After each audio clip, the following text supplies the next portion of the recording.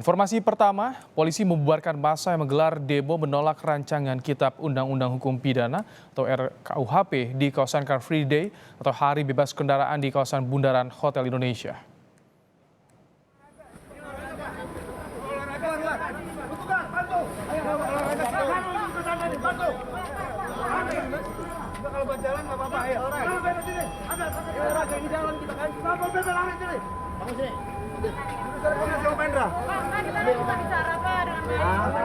Ini RKUHP belum disahkan, Bapak udah bubarin.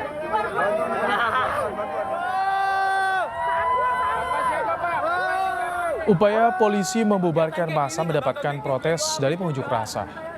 Selain menghentikan aksi, polisi juga menertibkan spanduk yang dibawa pengunjuk rasa.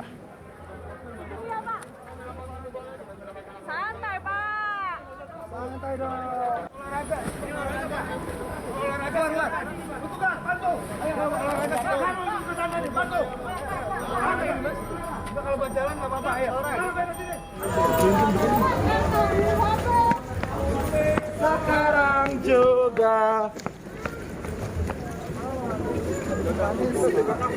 Awalnya, massa membentangkan spanduk tolak RKUHP sambil bernyanyi di sepanjang jalur Bundaran Hotel Indonesia. Massa menolak RKUHP karena dianggap mengancam kebebasan berekspresi. Pembubaran aksi dilakukan karena Car Free Day hanya diperuntukkan berolahraga.